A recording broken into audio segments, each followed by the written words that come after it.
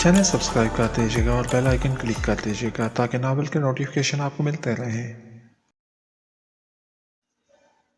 पापा, क्या मिस्टर चौधरी ने मुझे अगवा करवाया था? हिना ने अचानक ही पूछ लिया। तुम्हें किसने बताया? मिस्टर रंधावा चौंक गए। आपने फ़ोन पे शाहीन को बताया था। उन्होंने एक गहरी सांस ली। हाँ, ये हकीकत है और मैं बताना भी चाहता था ताकि इनके खिलाफ रिपोर्ट दर्ज करवा दूं, लेकिन ये सोच के चुप था कि सब जान के तुम्हें भी तकलीफ होगी। भले गई थी तो शाहीन को इसलिए बताया था कि तुम्हारा ख्याल रखे मिस्टर चौधरी कोई और चाल न चल दें। जब कोई शख्स गलत करने पे तुल जाता है तो इसे कोई भी तवक्को की जा सकती है। चलो, अब तुम्हें पता चल गया तो अच्छा है। पापा, आपके पास कोई सबूत है? सबूत? मुझे कांस्टेबल ने बताया था कि इंस्पेक्टर हकाइक को छुपा रहा है, लेकिन वो भी डरता है शायद वो भी गवाही ना दे। इसके अलावा तो कोई सबूत नहीं है। बंगला मिस्टर चौधरी का है तो कोई और कैसे इसे इस्तेमाल कर सकता है? मैं किसी वकील से मशवरा करूंगा कि क्या कार्रवाई करनी चाहिए, वो पुरख्याल अंदाज में बोले। पापा, इंसाफ का हसूल इस कदर दुश्वार है कि इंसान थक जाता है। मैं नहीं थकूंगा, अपनी बेटी को इंसाफ दिलवा के रहूंगा, चाहे इसके लिए मुझे कुछ भी करना पड़े, वो गम और गुस्से से बोले। काशिफ की मामा को यह सब पता है या नहीं? इसकी खुद कलामी मिस्टर रंधावा ने सुन ली। मिसेस चौधरी मेरे ऑफिस आई थी दोबारा रिश्ता की बहाली के लिए। मैंने उन्हें बता दिया था कि इनके शौहर ने क्या किया है। क्या उन्हें यह सब पहले से पता था? कुछ कह नहीं सकता। वैसे वो तरदीद ही कर रही थी कि मिस्टर चौधरी ऐसा नहीं कर सकते, लेकिन वो तो उन्होंने करनी ही है। कौन औरत अपने शौहर को बुरा कहती है? इतने में पुलिस स्टेशन से फ़ोन आ गया। इंस्पेक्टर ने पुलिस स्टेशन आने के लिए कहा था। हिना ने मिस्टर रंधावा को बताया था कि विकी अभी जिंदा है और मिस्टर रंधावा ने इंस्पेक्टर को फ़ोन करके सब कुछ बता दिया था। कुछ देर बाद वो पुलिस स्टेशन में थे। क्या आपने हकीकत में उसे देखा है? यकीन से ये बात कह सकती हैं? इंस्पेक्टर हिना से पूछ रहा था। जी इंस्पेक्टर साहब, मैंने इसे अपनी आंखों से देखा है। वो विकी ही था। मैं उसे पहचानने में कोई गलती नहीं कर सकती, वो नफरत भरे लहजे में बोली। हमने इस्लामाबाद पुलिस को भी मुतला कर दिया है। विकी की हमारे पास कोई तस्वीर नहीं है। इसके वालिदैन तो है नहीं, सिर्फ एक बहन ही है। कांस्टेबल गया है विकी की तस्वीर लेने। आपने तो बताया था कि विक्की को कत्ल कर दिया गया था। इंस्पेक्टर हिना की तरफ देखता हुआ बोला। जी, इस वक्त तो मरा ही लग रहा था, लेकिन अगर मरा होता तो अब दिखाई ना देता। चलें ठीक है, जो भी सच हो सामने आ जाएगा। ओके इंस्पेक्टर, इसे गिरफ्तार कर लिया तो बता दीजिएगा, मैं खुद भी आपसे रब्ता रखूँगा। ठीक है मिस्टर रंधावा, आप बेफिक्र होकर घर जाएं, हम विक्की को गिरफ्तार करने की पूरी कोशिश करेंगे। Okay inspector. मिस्टर रंधावा ने इंस्पेक्टर से मुसाफा किया और हिना के साथ पुलिस स्टेशन से बाहर आ गए। हिना के लिए यह बात नाकाबिले यकीन थी कि काशिफ के पापा ऐसा कुछ कर सकते हैं। शाहीन से बात सुन के भी इसके दिल में शक था, लेकिन जब पापा ने बताया तो फिर शक की कोई गुंजाइश ही न रही थी।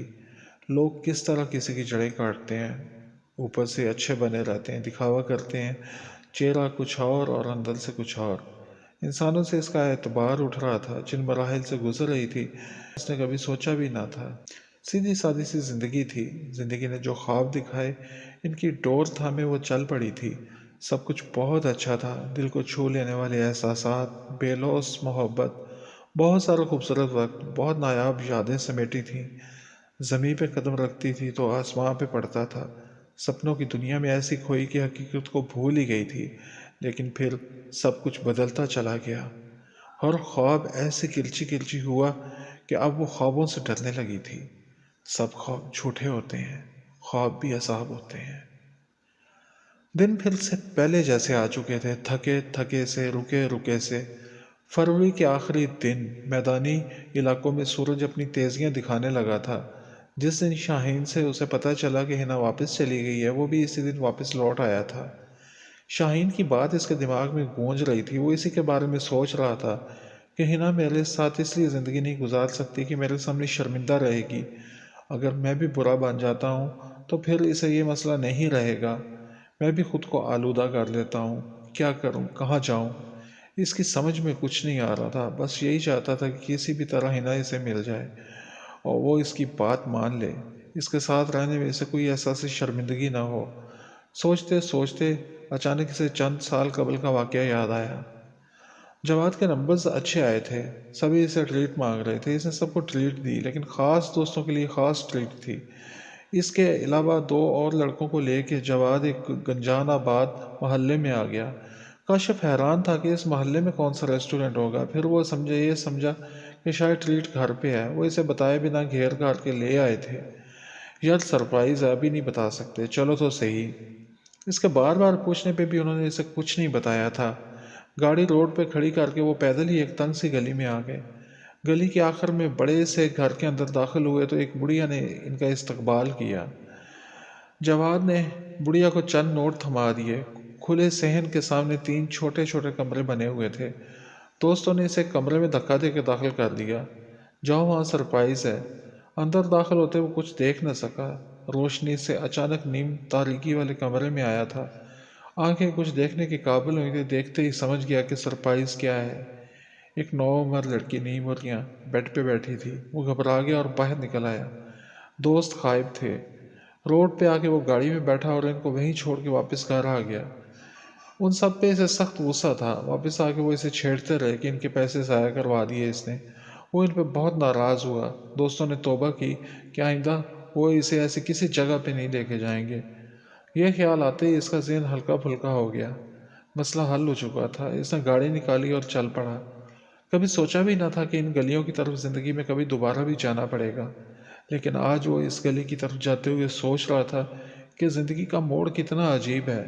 اتنی پرانی بات تھی اور وہ ایک بار ہی گیا تھا۔ اسے لگ رہا تھا کہ شاید وہ گلی بھی اسے یاد نہیں ہوگی، کیا پتا وہ وہاں پہ ہوں بھی نہ۔ پر قسمت اس پہ مہربان تھی، پہلی بار ہی وہ اس گلی اور اس گھر تک پہنچ چکا تھا۔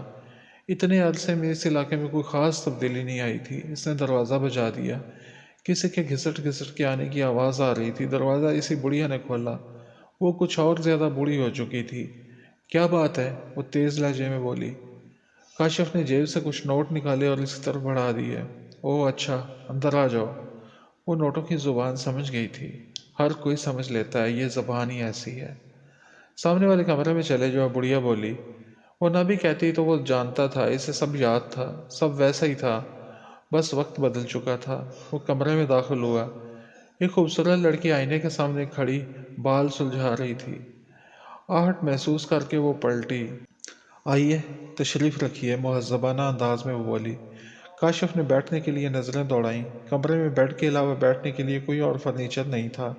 وہ بیڈ کے ایک کونے پہ ٹک گیا۔ آرام سے ٹھیک ہو کے بیٹھ جائیں، گھبرا کیوں رہے ہیں؟ وہ ہنسی۔ اس کی ہنسی بہت دلکش تھی، یا اسے لگی تھی، وہ سمجھ نہ پایا۔ میں نہیں گھبرا رہا، اس نے خود کو سنبھالا۔ وہ اس کے پاس آ کے بیٹھ گئی۔ اس کے جسم کی حدت سے محسوس ہو رہی تھی۔ وہ تھوڑا اور دور ہو کے بیٹھ گیا، لیکن پھر اسے یاد آیا کہ وہ تو یہاں آیا ہی اسی لیے تھا۔ لڑکی اسے غور سے دیکھ رہی تھی اور وہ عجیب سا محسوس کر رہا تھا۔ ڈرتے ڈرتے اس نے لڑکی کا ہاتھ تھام لیا۔ جوتے اتار کے بیڈ پہ آ جائیں، وہ اسے آفر کر رہی تھی۔ نہیں، ایسے ہی ٹھیک ہوں، کاشف گھبرا گیا۔ ارے نہیں، ایسے کیسے، آپ اوپر بیٹھ جائیں۔ کاشف نے جوتے اتارے اور بیڈ پہ بیٹھ گیا۔ اس کی ہچکچاہٹ دیکھ کے وہ لڑکی مسکرا دی۔ وہ بے باک انداز میں اسے پوچھ رہی تھی۔ نہیں نہیں، میں خود ہی اتار دیتا ہوں۔ اس سے شرٹ اتاری۔ اس کا چہرہ تمتما رہا تھا، وہ بہت شرم محسوس ہو رہی تھی۔ آج تک اس نے کسی کے سامنے شرٹ نہیں اتاری تھی۔ میں بھی اتار دوں؟ وہ بے باکی سے اسے دیکھ رہی تھی۔ اس نے سر جھکا لیا اور اسے ساتھ لگ کے بیٹھ گئی۔ کاشف کے ماتھے پہ پسینہ آ گیا۔ وہ بہت خوبصورت تھی۔ کوئی عابد زاہد بھی اس کے اتنے قریب ہوتا تو اسے بھی اپنا ایمان بچانا مشکل ہو جاتا۔ وہ عجیب کشمکش میں تھا۔ آپ میں تو ہمت ہی نہیں ہے، لڑکیوں کی طرح ڈر رہے ہیں۔ اس کا لہجہ طنزیہ تھا۔ کاشف نے اپنا ہاتھ اس کی کمر میں ڈالا اور اسے خود سے قریب کر لیا۔ آگ کی تیز لپٹیں تھیں جنہوں نے اس کا وجود جلا ڈالا۔ وہ اس پہ جھکی جا رہی، خود سپردگی کی کیفیت میں تھی۔ وہ فاصلے کم ہو رہے تھے، گرم سانسیں سانسوں سے ٹکرا رہی تھیں۔ کسی لمحے بھی ہونٹ اس کے ہونٹوں سے جڑنے والے تھے۔ رک جاؤ، رک جاؤ، وہ زور سے چیخا۔ رک جاؤ، مجھ پہ صرف حنا کا حق ہے، میں صرف اسی کے لیے بنا ہوں۔ یہ ہاتھ صرف حنا کو چھو سکتے ہیں، کسی اور کو نہیں، کسی کو بھی نہیں۔ ایک دم سے اسے یہ سب ناقابل برداشت لگنے لگا۔ وہ یہ سب نہیں کر سکتا تھا، کیا کرنے جا رہا تھا؟ ہمیشہ کے لیے وہ خود کو معاف نہ کر پاتا۔ حنا کے ساتھ جو ہوا وہ اس کی مرضی کے خلاف ہوا، اور وہ اپنی مرضی سے سب کچھ کرنے لگا تھا۔ حنا کا حق کسی اور کو دے رہا تھا۔ جس ہاتھ نے اسے چھوا تھا وہ اسے دیکھ رہا تھا۔ اس ہاتھ نے چھوا تھا، اسے سزا ملنی چاہیے۔ اس نے زور سے دیوار میں ہاتھ مارا، 1 بار 2 بار 3 بار، بار بار وہ دیوار میں ہاتھ مار رہا تھا۔ وہ لڑکی حیرت سے اسے دیکھ رہی تھی۔ ہوش بحال ہوئے تو وہ اس کے اور دیوار کے بیچ میں حائل ہوگی۔ رک جائیں پلیز، ایسے نہ کریں، اچھے والے ہوش مند نظر آتے ہیں، پھر یہ کیا پاگل پن کر رہے ہیں؟ پاگل پن؟ پاگل پن تو وہ تھا جو کرنے جا رہا تھا، وہ افسوس بھرے لہجے میں بولا۔ کیا ہوا؟ مجھ سے کوئی غلطی ہوگی؟ وہ حیران تھی۔ کچھ نہیں، غلطی میری ہی ہے، بس شرٹ پہن لو، یہ سب ٹھیک نہیں ہے۔ کاشف سر نیچے جھکائے بولا۔ یہاں پہ یہی سب کچھ ہوتا ہے، لوگ اسی لیے آتے ہیں، اور آپ کہہ رہے ہیں یہ غلط ہے؟ وہ حیرت زدہ انداز میں بولی۔ ہاں تو اور کیا کہوں، غلط کو غلط ہی کہنا چاہیے۔ لیکن آئے تو آپ بھی اسی لیے تھے۔ ہاں اسی لیے آیا تھا، لیکن میں یہ سب نہیں کر سکتا، وہ بے بسی سے بولا۔ ایک راستہ نظر آیا تھا مشکل سے نکلنے کا، لیکن اب وہ بھی میں کچھ نہیں کر سکتا، کچھ بھی نہیں، بے بس ہو چکا ہوں میں، کوئی راستہ نظر نہیں آتا، پتہ نہیں کیا لکھا ہے قسمت میں، اور نہ جانے کتنے امتحان ہیں۔ وہ افسردہ تھا۔ کس مشکل میں ہیں آپ؟ اگر مناسب خیال کریں تو مجھے بتا دیں، شاید میں آپ کے کسی کام آ سکوں، وہ شائستگی سے بولی۔ تم پڑھی لکھی لگتی ہو اور خوبصورت بھی ہو، پھر یہ سب کچھ کیوں؟ خوبصورتی؟ ہم، اس خوبصورتی کی وجہ سے تو عذاب میں ہوں، حالات نے اس دلدل میں اتارا ہے، پھر اسے کیسے نکلوں؟ وہ تلخ لہجے میں بولی۔ آپ یہاں تک کیسے پہنچی؟ کاشف جاننا چاہتا تھا۔ کسی کے لیے گھر سے بھاگی تھی، لیکن اس نے دھوکہ دیا اور مجھے بیچ دیا۔ بکتے بکتے یہاں آ گئی۔ اماں اچھی ہے، وہ بھی میری طرح مجبوری میں اس دلدل میں اترتی چلی گئی، اس کے پاس بھی کوئی اور راستہ نہیں تھا۔ پہلے والے بھائی نے برا بنانے میں کوئی کسر نہیں چھوڑی، لیکن اماں چاہتی ہے کہ میں اس سب سے نکل آؤں اور ایک باعزت زندگی گزاروں۔ اس کے کہنے پہ کئی بار کوشش کی جاب کر کے اچھی زندگی گزارنے کی، لیکن ہر مرد عورت سے بس اس کا جسم ہی چاہتا ہے۔ شریف بن کے شرف خود کو داغدار کرنے سے بہتر ہے بری بنی رہوں۔ منافقت نہیں ہوتی مجھ سے۔ وہ خاموش ہو گئی۔ تعلیم کہاں تک حاصل کی ہے؟ کاشف نے اس سے پوچھا۔ ایم فل کیا ہے کیمسٹری میں، وہ سر جھکا کے بولی۔ اوہ، تم چاہو تو میں تمہارے لیے کچھ کر سکتا ہوں۔ آپ کیا کریں گے؟ مجھے تو میرے گھر والوں نے بھی قبول نہیں کیا، میں ان کے لیے مر چکی ہوں۔ ایسی لڑکیوں کو مر ہی جانا چاہیے جو والدین کی عزت کی پرواہ نہیں کرتی اور گھر سے بھاگ جاتی ہیں، یہی میری سزا ہے۔ ایسا نہیں کہتے، کوئی انسان برا نہیں ہوتا، بس حالات اسے برا بنا دیتے ہیں۔ تمہارے پاس بھی موقع ہے، تم اس معاشرے میں عزت سے جی سکتی ہو، میرا کارڈ رکھ لو، تمہیں جاب مل جائے گی۔ اچھا، اور اس جاب کی قیمت کیا ہوگی؟ آپ مجھ سے کیا چاہتے ہیں؟ اس کا لہجہ طنزیہ تھا۔ جاب تمہیں تمہاری قابلیت کی بنیاد پہ ملے گی، اس کے عوض تم سے کچھ طلب نہیں کیا جائے گا۔ اس کی قیمت یہی ہوگی کہ تم آئندہ یہ گھٹیا کام کبھی نہیں کرو گی، کوئی بھی مشکل یا پریشانی ہو تو اپنے اس بھائی سے کہو گی۔ بھائی؟ وہ اس کی جانب حیرت بھری نظروں سے دیکھ رہی تھی۔ ہر عزت دار بازاری عورتوں سے دل تو بہلا سکتا ہے، لیکن ان کو بیوی یا بہن نہیں بنا سکتا۔ اس نے یہی دیکھا تھا، ہر ایک نے ہمیشہ اسے بری نظر سے دیکھا تھا۔ مردوں کی نظروں کو وہ اچھی طرح سے پہچان گئی تھی، اس کی نظروں میں اور باتوں میں سچائی تھی۔ دل کہہ رہا تھا کہ اس کی بات پہ یقین کر لے۔ ہاں بھائی، آج سے میں تمہارا بھائی ہوں، میری کوئی بہن نہیں ہے۔ شاید میرا یہاں آنا بھی اسی لیے ہوا تھا کہ مجھے ایک بہن ملنی تھی۔ بھائی؟ وہ آنسو بھری نظروں سے کاشف کو دیکھ رہی تھی۔ ایسا کوئی انسان پہلے مل گیا ہوتا تو وہ ان اذیتوں سے نہ گزرتی جو اس سارے عرصے میں اس نے برداشت کی تھی، لیکن وہ سب ہونا تھا، اس کی غلطی کی سزا تو ملنی تھی۔ آپ کا بہت بہت شکریہ بھائی، آپ نے مجھ میں زندگی کی نئی امید جگا دی ہے۔ وہ اب دیدہ ہو کے رو پڑی۔ چپ ہو جاؤ سسٹر، اس نے مشفقانہ انداز میں اس کے سر پہ ہاتھ پھیرا۔ بھائی، ان آنسوؤں کو بہنے دو، یہ خوشی کے آنسو ہیں۔ جب سگے بھائی نے بھی ٹھکرا دیا، تب میرے رب نے میرے لیے بھائی کو بھیج دیا۔ آپ انسان نہیں ہو، इंसान के रूप में फरिश्ता हो। किसी औरत के इतने करीब आके खुद को रोकना आसान नहीं होता। मैंने ऐसा कोई इंसान आज तक नहीं देखा। मैं सोचती थी सारे मर्द एक जैसे ही होते हैं। आप बहुत अच्छे हो। मैं दुआ करती हूँ कि अल्लाह आपकी सारी ख्वाहिशात पूरी करे।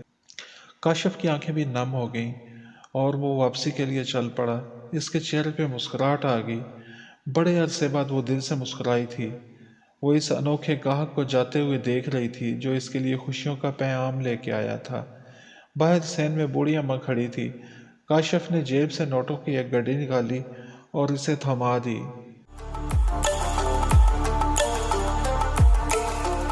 चैनल सब्सक्राइब कर दीजिएगा और बेल आइकन क्लिक कर दीजिएगा ताकि नावल के नोटिफिकेशन आपको मिलते रहे।